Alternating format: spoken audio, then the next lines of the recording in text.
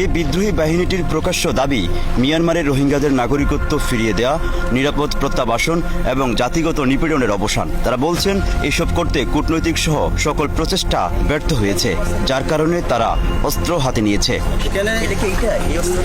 দুজন ব্যবহার করতে হবে, দুজন লাগবে, একজন এটা হয় না।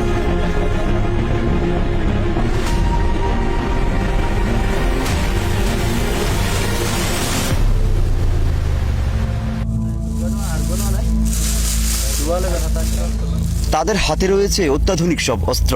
আরাকান আর্মি ও মিয়ানমার সামরিক বাহিনীর ঘাঁটি থেকে যুদ্ধ জয় করে এসব অস্ত্র পেয়েছে বলে দাবি তাদের।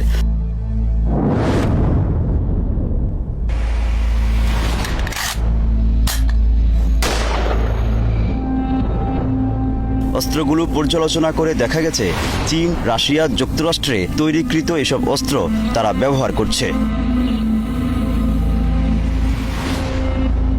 মিয়ানমার সরকার রাখাইন থেকে রাষ্ট্রীয়ভাবে রোহিঙ্গাদের বিতাড়িত করলেও তাদের নিয়ন্ত্রণে রাখতে পারেনি রাজ্যটি। এখানকার বেশিরভাগ অংশই দখলে নিয়েছে আরাকান আর্মি। রাখাইন রাজ্য জুড়ে এখন ত্রিমুখী সংঘাত, একদিকে সামরিক সরকার, অন্যদিকে বিদ্রোহী আরাকান আর্মি, আর তৃতীয়টি হচ্ছে রোহিঙ্গা বিদ্রোহী জনগোষ্ঠী।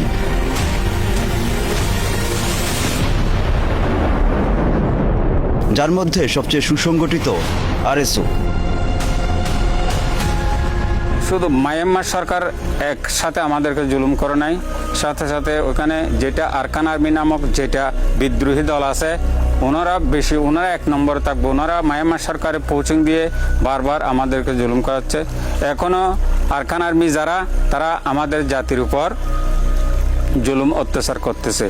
রিসেন্টলি 1.5 লক্ষ পর্যন্ত রোহিঙ্গা নতুনভাবে এই শরণার্থী ক্যাম্পে অ্যাড হয়েছে।